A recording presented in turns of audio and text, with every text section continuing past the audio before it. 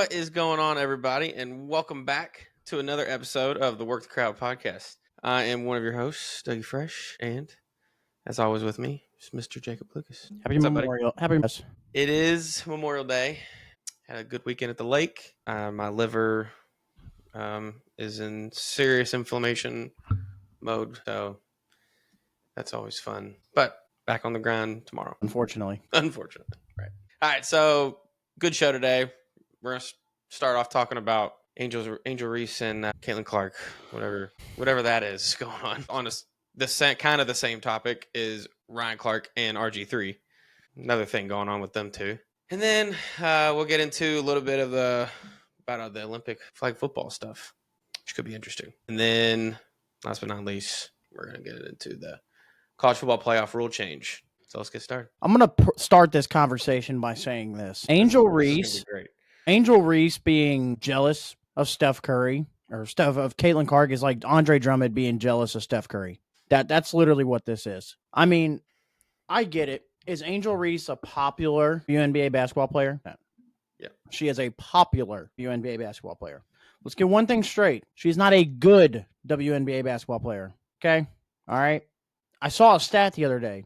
Doug, she could hit her next 100 shots in a row and would still not be above 50% field goal percentage for her career. That's horrible, actually. I mean, she's essentially all she is. And listen, as a basketball player growing up, same for you, rebounding 100% is a skill. So I'm not taking that away from her because it is a skill to be able to rebound the ball. But yeah, because Dennis Rodman was like that. He didn't really score. Right, and so was Andre Drummond, and yeah. I mean, Drummond scored around the basket a lot better than Angel could ever imagine. But it gets to a point where do I continue to congratulate you for being able to rebound the ball when you're rebounding your own missed shots every time? Just padding the stats, man. She's rebounding shots that are 2 feet around the rim. At some point, I have to go, all right, what are we doing here? And listen, Angel's held this, and they can say that she's not jealous. She is 100% jealous because of, and let's also preference this, and this will also go into our next conversation later. This is not a race thing. This has nothing to do with the fact that Caitlin Clark is white or anything else. So let's throw that out the window. This is the fact that Caitlin Clark, when Caitlin Clark was at Iowa and Angel Reese was at LSU, that was the year when Caitlin Clark first hit the main stage. You know, the bright lights was the year LSU won the national championship. And Angel did not like that Caitlin was getting all the coverage while her team was winning and then proceeded to beat Caitlin in the national championship and win the national title. That's where this pretty much started. And Angel is not an angel, no pun intended, in this either, because she started this with the taunting in herself and taunting Caitlin Clark in that game. Now, granted, she said that she was getting back for Caitlin taunting at South Carolina players and sticking up for the SEC, whatever. But, she started this and it's been ongoing ever since. It's, and then it went to last year in the rookie year, it's Angel going, well, people are watching WNBA basketball because of not just Caitlin, because of me as well.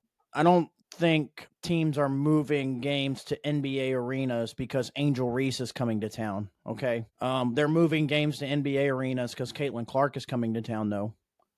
I mean, getting, in all seriousness, and I'm not talking about like the price-wise, but just getting a ticket in general, it might be easier to get a ticket to a Taylor Swift concert than it is to a Caitlin Clark WNBA game. Oh, okay. It might be a little bit of stretch, but you're getting my point. Like she is sold out everywhere she goes. If you go online now, it tells you that they're sold out. Obviously, people are buying and then reselling, but that's from what's actually been first sold. They're sold out. And every game, she's entertaining to watch. And I mean, want to see what she does. And why, Doug? Because she does things that the WNBA game has never seen before. And we've never seen, we see it on the men's side. We've seen what Steph Curry did. We've seen even really before Steph Curry broke out in the NBA, we saw what Jimmer Fredette was doing. I'm not going to let people forget about Jimmer now. All right.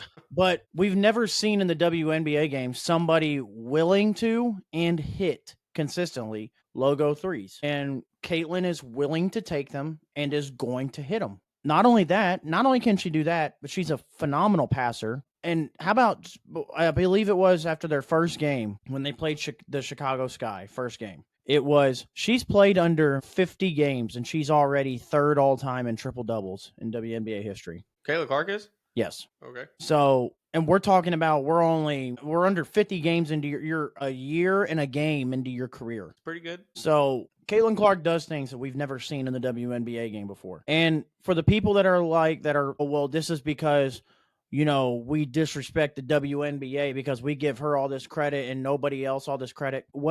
It may be an unpop, but nobody was watching then, unfortunately. I'm not taking anything away from the Candace Parkers, from the Maya Moores and all them, because they are phenomenal basketball players. I'm not taking anything away, but the problem was there just was nobody watching. And now there are people watching, which is why Caitlin gets the love that she does, because people are watching now in large part because of her. I mean, it's really not a hard thing to grasp, but people are. And again, I've said this before on this show when we've had, done it previous ways. I've said it before. I'm not taking anything away. I'm not saying Caitlin is way better than all these females that have played before. I'm not. But unfortunately for them, nobody watched. And now people are. And people just don't know how to react to that. That's the problem. Yeah, I mean, I think really what it boils down to is that it's a basketball rivalry. Greatness will always be hated, no matter where. No matter when and where in history, you can go back and look, right? I think the past WNBA players that have talked negatively about Caitlin, I think they should change their tone and start helping raise awareness about the WNBA. It's now getting traction the way they wanted, and they're going to bring in more revenue, which means players will get paid more money. I don't understand why they're trying to downplay. And is it going to happen right away? Absolutely not. The WNBA has been such a bad product, and I say that with all respect. But in terms of business, it's been such a bad product that it's just going to take years to fix. But the only way you're going to help fix that is by embracing what is now, and you have to do that. I mean, listen, Angel Reese, and I think I made a tweet about this. Angel Reese earlier in the year or in the offseason when she said, "Pay us what we're worth, or we just won't play." Well, Angel, I really hate to say it. If let's just say the WNBA went on strike, okay, and said we're not playing until you pay us X amount of dollars, it would be the most profitable year the WNBA has had since they started. I mean, I really hate to break it that way, but it would be. I mean, the WNBA is subsidized by the NBA, if people don't know that. So the NBA is pouring out money for them to have a league and is losing money every year. Now, again, the only way you fix that, and am I saying by any of this is not right. I'm not saying that, it should be a dying brand. It should, these women shouldn't get paid. They should get paid based on what they're making and what they're bringing in. So according to just Google, the NBA contributes over $15 million annually to the WNBA. They also, that just helps cover operating costs like facilities, travel, marketing, admin stuff. And then the NBA owns actually 50% of the WNBA teams, while the other 12, while the 12 WNBA teams collectively own the other 50%. So they own half the NBA or WNBA. Again, the only way to make this profitable and to make this what you want it to be is you have to embrace what the people want, what the average fan, because that's what you're wanting to appeal to is the average fan. So what does the average fan want? The average fan wants to watch Caitlin Clark. I'm sorry. If you don't like that they're coming to watch one player, I'm sorry, but this is kind of how it starts. If you go back to way back when the NBA started, I'm sure this is exactly how the NBA started. People only went to watch one guy, whether it was Bill Russell, Wilt Chamberlain, people like that. But this is how you start it. And you're going to only continue to grow by embracing what is now. And Caitlin Clark for you is right now. This is what the fans want to see. And if you don't start embracing it, it's just going to be a worse look for the WNBA. It does, but bad publicity is still publicity. So even the fact that we're talking about this is still giving notice to the WNBA. I just wish the players would back Caitlin Clark a little more than they are. The top players and your past players, at least from what I've seen. But because I really think that just helps the WNBA. And that grows awareness for basketball for young females to want to play basketball in the future. I mean, that's what you want. Yeah, I mean, You got to raise the think game. about it now. Like us growing up, it was always basketball practice. Whether it be basketball practice, shooting on a Nerf goal. The classic paper balls into the trash can at school. Shouting Kobe, shouting. All doing all. Trying to be this person. How many little girls do you think are out there trying to be Caitlin Clark right now? Yeah, right. I mean, we went to one of your cousin's games earlier this year. Remember, there was that one girl that was on the other team. I was like, I said, damn, what is she trying to be? Caitlin Clark? Yeah, that's what she's doing for the So, game I mean, there's going to be, everywhere. that's the thing. Now, there's obviously the negative side of this because we've talked about this with Steph Curry in terms of people trying to do stuff that they can't do. You're always going to have that. Yeah. But it's just going to bring more girls to want to play basketball. Hopefully. And you got to embrace it. Yep. Yeah. So on top of that came comments from Robert Griffin III, and then a response from Ryan Clark, ESPN's Ryan Clark. I really don't even know what to make of this. This almost seems like they have some personal beef going on that they need to handle outside of the media. So first thing that's wrong with this is that every time we have a situation like this and I do like Ryan Clark. I do like listening to him. Don't get me wrong on some things. And I like listening to RG3 on some things. The problem with Ryan Clark is he turns everything into a race war. And everything becomes, when we're talking about, whether it be a white person and we're downplaying because that's what this Caitlin. So let's go back. This started because RG3 made a video talking about the Caitlin Clark Angel Reese beef that happened game 1 when Caitlin fouled her, which by the way was not an egregious foul. Okay. I saw it. And people don't, what the clip doesn't want to show you is about 5 seconds before that foul, Angel Reese completely hip checked somebody on the Indiana Fever completely out and knocked her down. So Caitlin saw that, didn't like that the ref didn't call that. And so when Angel got the rebound, she gave her a hard foul. Yeah. Nothing malicious. That's nothing. basketball. Yes. That's me sticking up for my player and just saying, screw it. You're not taking an easy 2. So there's that. So RG3 made a video talking about that, how much Angel Reese hates Caitlin Clark was basically the whole point of his whole video. So when I say now we're talking about a white person and we downplay a black athlete, it's all because he was saying this black athlete hates this white athlete. So Ryan Clark takes that as we're downplaying Angel Reese. So now we get into a race war where Ryan Clark calls out RG3 saying he has no idea what black women go through because he has a white wife, and doing all this and going on and on and on. First of all, Ryan Clark was out of line for bringing his wife into it. It has nothing. His wife has nothing to do with this whole thing. Again, I think that's where the personal beef comes in somewhere. I mean, there was a clear. Well, so Ryan Clark played with RG3 in Washington, and right, okay, and they worked together at ESPN when RG3 was at ESPN, and that's what Ryan said in his on the pivot on their show. Was where he went on to say, you were a terrible teammate on ESPN. You were a terrible teammate in Washington. So, yes, there is personal beef with him. So that will take that into a factor. But there's no reason why Ryan Clark should have brought his wife or his kid into it. What do they have to do with this? Absolutely nothing. So why are we personally attacking RG3? That's what I want to know. And it's because of the personal beef. But if that's how you really feel, then have a man-to-man conversation with him. Why are we going back and forth on social media? Yeah, I don't get that. Like, especially and then if they have that much history together. And then this all culminates, and I sent you the video earlier yesterday. Ryan Clark posted a video where they were on the pivot, basically apologizing for the whole thing because he didn't realize that his actions that his wife and then his daughter would seek the repercussions of it. They've been dragged through the mud through it and everything. So he was like, I apologize for you even bringing it up. He's like, I didn't realize that my wife or daughter would hear the backlash of all this. And yeah, buddy, you're part of the media. That's going to happen. Right. That you're going to get backlash for everything you say, buddy. I don't know. Yeah. It's going to happen. That was just an excuse, but yeah, I think that's Ryan Clark realizing he shouldn't have brought another man's family into it.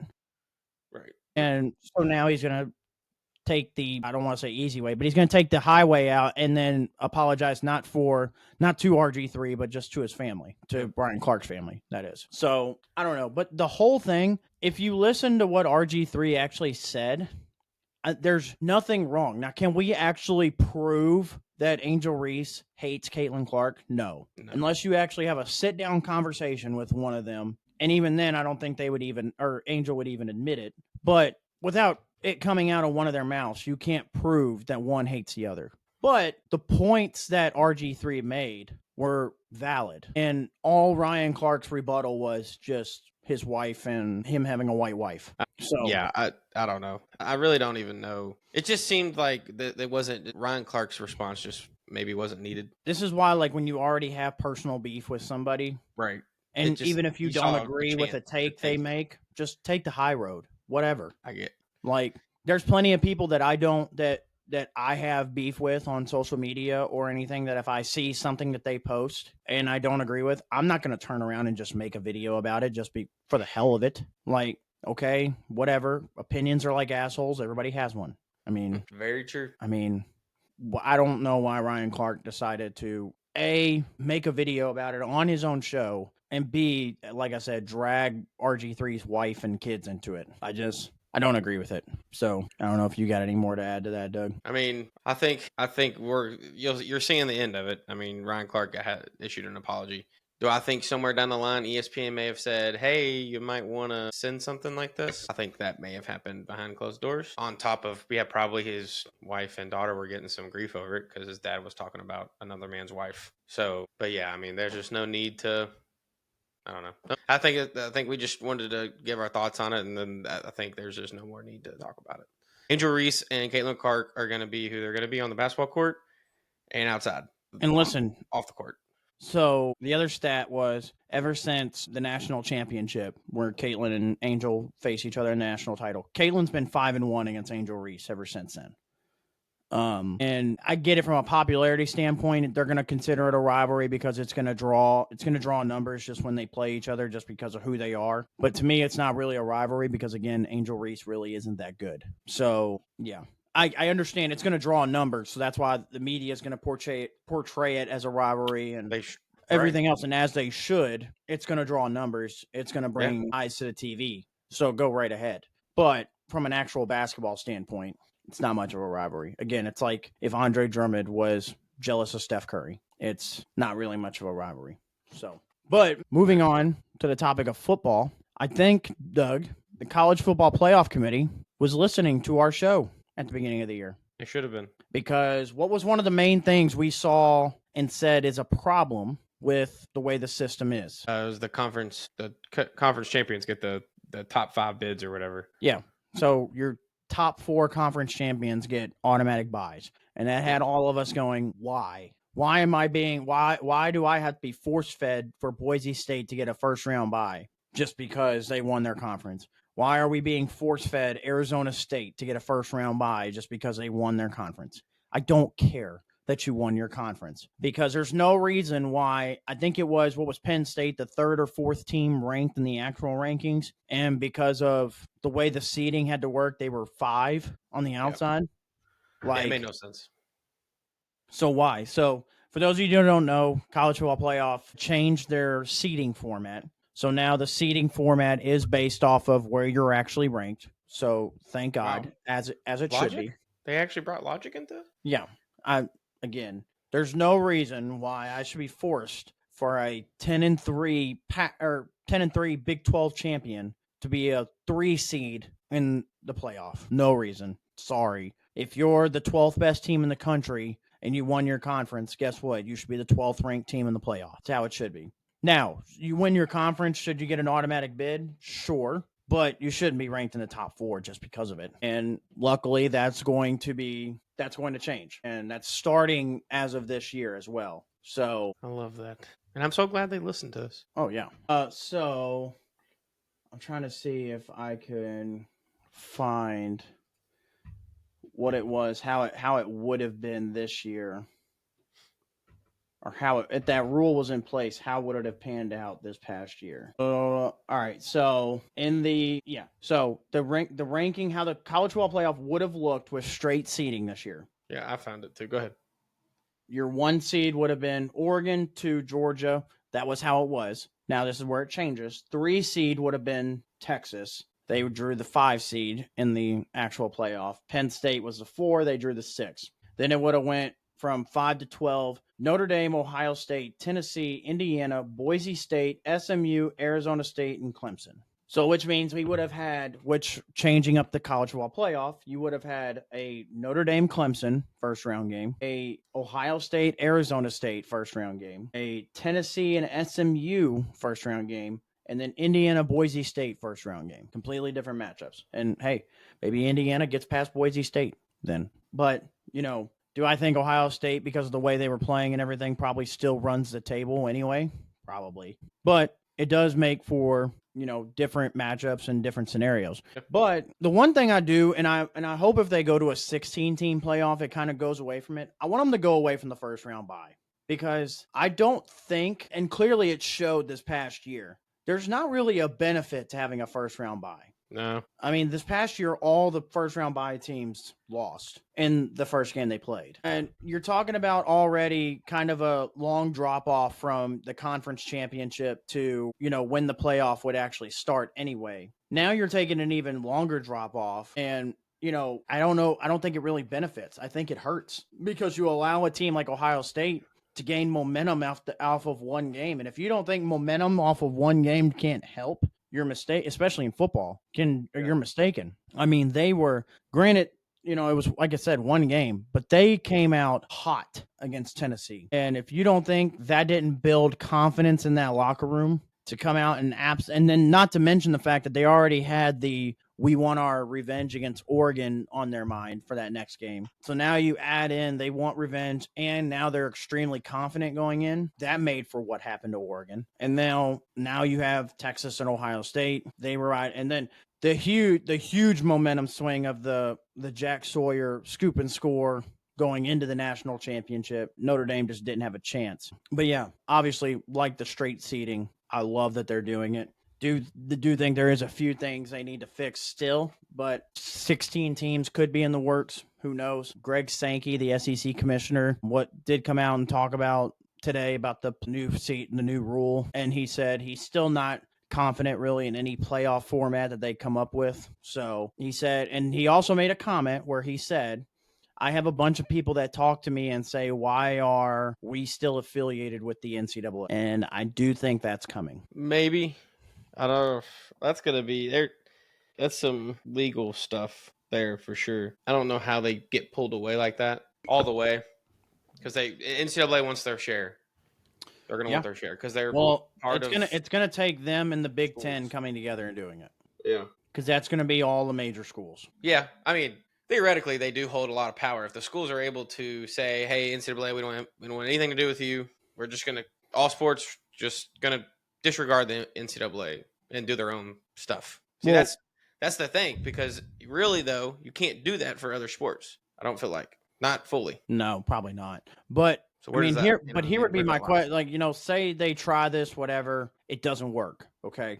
They can't get away from the NCAA. So what if, all right, well, then we'll just shove it to the NCAA. Say the playoff comes out and all the SEC and Big Ten teams that would have made it say, no, we're not going to accept the invitation to the playoff. Okay. I mean, they could do that. Yeah. Like, no. They're still missing out on money, though, the school was. I mean, yeah, but that's also hurting more the NCAA, because now you're going to have ESPN freaking the fuck out that Georgia, Oregon, Ohio State, LSU, Texas are just not playing all of a sudden. I mean, now there's also a lot more backlash that comes behind that. But I mean, they could just, all right, fuck it, then we just won't play. So, I mean, I don't know. I'm not saying that I want them to do it, but I do think it would be interesting to see how the dynamics would work if the Big Ten and the SEC just decided to part ways with the NCAA when it comes to just football. I think it'd be very interesting to see how they do it. Do they hire a commissioner? What do they do to make this work? Is it Commissioner Saban? That would be I wouldn't mind. So Going back to the bye situation, the only thing I can think of is that where teams might like that is if they're injury prone right now at the end of the season. You get 2 weeks to get healthy. It's the only thing I can think of where teams would want to buy. yeah, I mean, but at the same time, I mean, like, yeah, but you're also then at that point rushing a player to get back. I mean, if they got like a ankle sprain or something like that, you're like, hey, you need a couple weeks. But okay, so player rolls his ankle. Let's just say, like, let's take Georgia, for instance. Let's say what happened to Carson Beck was just a rolled ankle, right? Okay. So we can get you a bye, and we as a whole team just won't play the first week of the playoff. Mm-hmm. Or we can kind of take second game. They would have been matched up against, what was it? SMU SMU or somebody in the first round. Or we just take the first round game. Like if they would have played, let's say if they were straight seeding and no buys, or we just play the game against SMU. You still sit the game against SMU, and the rest of the team doesn't have to worry about getting fatigued, mentally, physically, anything about sitting. We can keep rolling, and then we just add you back in the next week. I don't know. I see. I'd rather have the 2 weeks off to prepare the second string guy, especially in a quarterback position. I'd rather have the time to go through with him to say, here's our game plan. Here, you have 2 weeks to get this going. No, you're going to know if that player's going to have a chance to come back or not. If your starter comes back, great, put him in. But the other downfall to that is by sitting longer and, preparing that quarterback to play, I'm also giving him a lot more time to think, and that could be a positive and negative thing. No. We're you're thinking thinking college too much kid. into that. It's still a college kid at the end of the day. It is, but it's also the weight of a second string going, oh my God, the weight of the University of Georgia is on my shoulders. I disagree. I think if I'm that player, you're telling me if you're in a quarterback position, you wouldn't want an extra week to prepare for the team you're playing against? I would.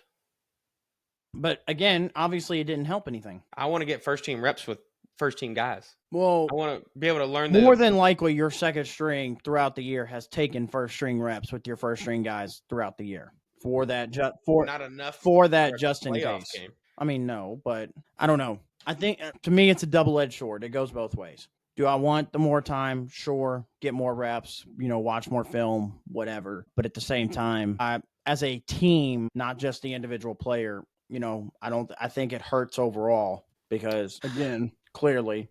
Yes, I think teams can gain momentum like Ohio State did, but I also still think Ohio State, even if they had a bye, still wins it all. If I'm being honest, because they played pretty well even at that last game in the season. I don't know, only because they were still fresh and pissed off the Michigan loss, and I think that helped for that first game. You give that another week to sink in, and it dies off a little bit. Players aren't thinking about it as much.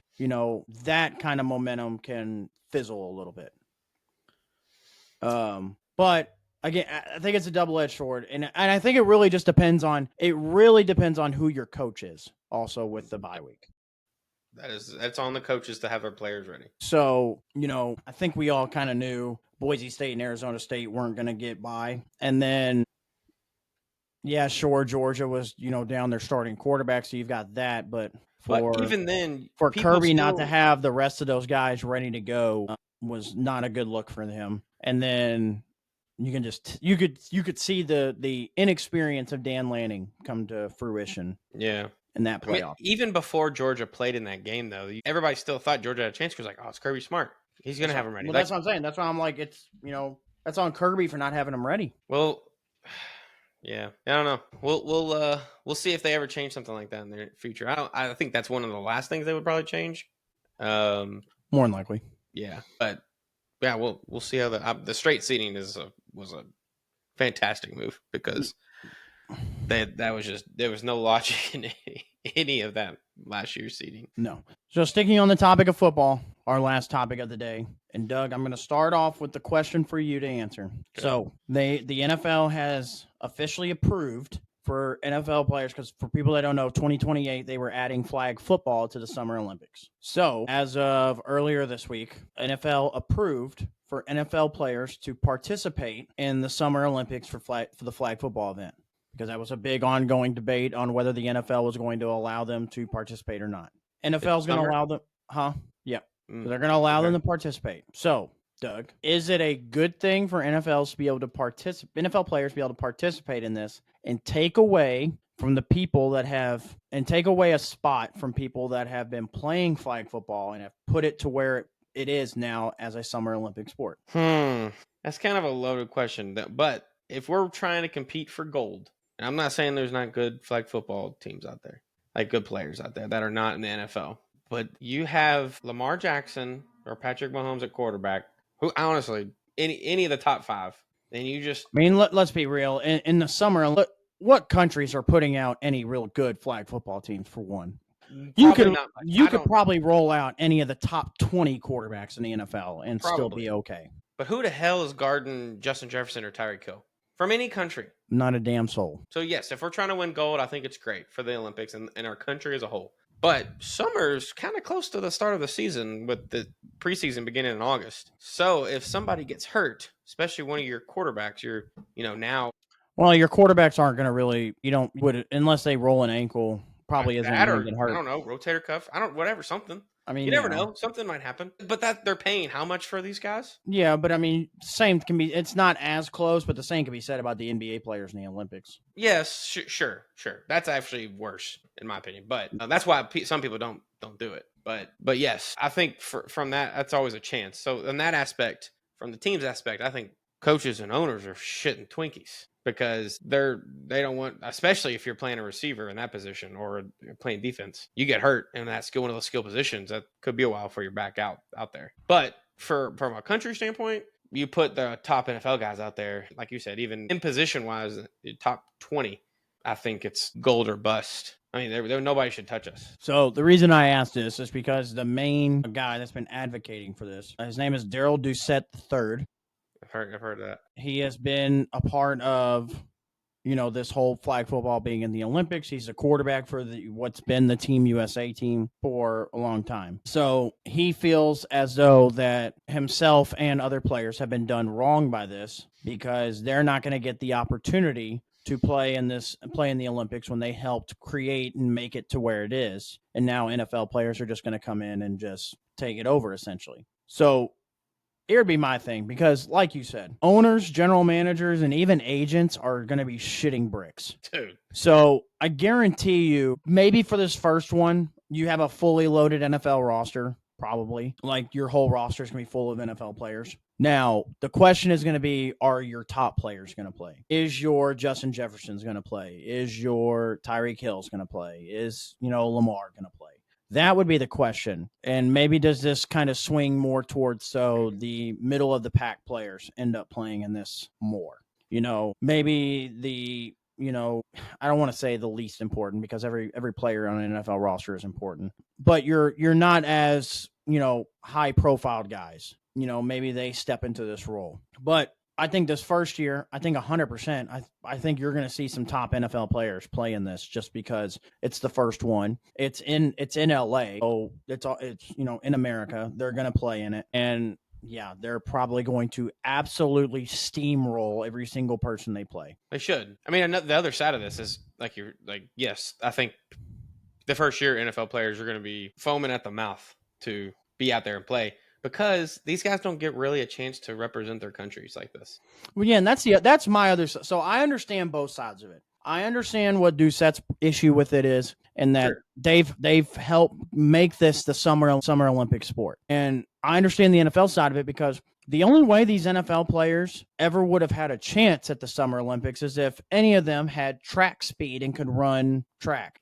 Yeah, any they don't. Sport. Yeah, but they don't have that opportunity. So this is their first opportunity to represent their home country and win a gold medal. So no, I'm not going to knock the NFL players that want to do that. So, and I understand the other side of it, the flag football player side of it. But I'm sorry, Daryl Doucette, at the end of the day, you're not Lamar Jackson. No. Sorry. No, you're not. You're just not. Like, if Lamar Jackson says he wants to play, sorry, go get the bench warmed up. I just don't understand. So here's what I want to do, Doug. Now, we've both played in flag football leagues, so we understand that flag football and actual football are two different things. It's more of a different skill set for flag football than it is actual football. Okay. It's the same, but it's same, but different. Yeah, but still same. But still same. Yeah. So I want you to pick I want you to draft the perfect flag football roster. So we're going to do 1 quarterback, 1 running back. We're going to do 2 wide receivers and a center and then 2 defensive players. So who is your starting quarterback? Does the quarterback get to run? So according to the rules, it's just like when we play, they can only run if they're rushed or if it's a pitch back to the quarterback. I say Lamar Jackson. That gives you a lot of different plays. Yeah, for me for flag football, there's really 3 quarterbacks in the NFL, maybe 4 that are perfect for this, and that's Lamar, Jaden Daniels, Kyler Murray, and then the 4th I said maybe would be Justin Fields. But really, Kyler, Jaden, and Lamar are like perfect for this. Really, I think Josh Allen has enough speed to do that too, though. I think enough to do something like that. Yeah, but again, realistically, Lamar, Jaden, Kyler, yeah, if you want to throw Josh Allen in there, of course. Who would be your running back? Saquon Barkley. See, for me, I didn't even have to hesitate on but see, for me, for flag football, when I'm thinking about this, yes, obviously Saquon's a good choice. I was thinking Jahmyr Gibbs. Okay, sure. Just somebody that could also line up and play wide receiver if needed. I thought Jahmyr Gibbs was a kind of a perfect. Yeah, okay. I think I know where you're going. Somebody a little more that can catch the ball. Yeah. More like that receiver type. Yeah, just be in the little more twitchy out of the backfield on a short Christian pass. McCaffrey type thing. Yeah. Yeah. Just something. Also somebody that's just a little bit more twitchy. So, who's your 2 wide receivers? I think you go Justin Jefferson and Tyreek Hill. Ooh. Or, I think Tyreek Hill's speed alone, because he is one of the fastest players. Yeah, he could just run go routes the whole game. Just throw the ball up to him. I mean, I don't know who the hell from Canada is guarding Tyreek Hill? It's just not happening. So to me, for this, there was two perfect pairs. It was for flag football. First one was, why not just get Chase and Jefferson back together? Or that, yes. The second one, and when I'm thinking about it, was Tyreek Hill and then CeeDee Lamb. My straight route runner over the middle, CeeDee Lamb, and then I've got obviously my go route, just give it to Tyreek and just let him go. I don't think it really matters. Yeah. And then you can throw any of those cats out there. They're gonna. Who's your center? Just keep in mind this doesn't have to be an actual offensive lineman. Okay. Because you got to think, like football, they could probably still go out for routes. Yeah, so I would probably bring like a tight end. You can't block. Yeah, there's no blocking. So, just bring back Gronk. No, no. I guess somebody did mention. They said, let's just bring out Brady for the team US rocking the number 12 USA American jersey. I mean, people across the other side would just shit their pants. Like fucking Tom Brady. I don't know. I think I would have to go with. You'd have to have somebody with speed at the tight end type position that's big. So for me, I thought about George Kittle. Yeah. And then if you want to, again, you're not blocking, but a receiver that's kind of used to like that sort of like blocking / still going out for Amon-Ra St. Brown's another one. See, like my thought goes like somewhere like Kyle Pitts, who's like 6'8", like big. I don't know, maybe he's not 6'8", but he's a big dude. What about the Colts' new tight end? Yeah. See, yeah. I thought George Kittle, Brock Bowers was who I thought about. Okay, well, I like Brock Bowers. That's a good one. You got to have someone like that's tall, that's really big. I mean, Justin Jefferson's what, 6'2", 6, something like that. Yeah. I think let's just say you did him and Chase, and I think Chase is probably what, 6'1", something like that.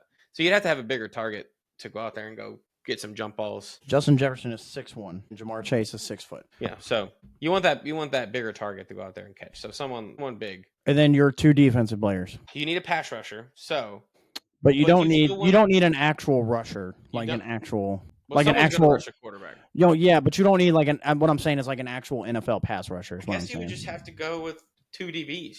Those are your best athletes on the defensive side. So, who are your top DBs? Well, my 2 picks were Kyle Hamilton from the Ravens, and then he's like 6'5". Why not bring in Mr. Do-It-All and Travis Hunter? Yeah, play both sides. And I can put Kyle Hamilton to rush the passer. He's used to blitzing out of the safety box for Baltimore. So another one would be Trent McDuffie. Trent McDuffie's used to that nickel blitz for Kansas City. But you kind of have to go corners just because these guys are probably going to have to play offense too. So I need guys that still have the capability of catching speed, So again, Travis Hunter, kind of the perfect. You want to be able to play both sides of the ball. buddy, you can go play both sides of the ball for Team USA all day. Yep.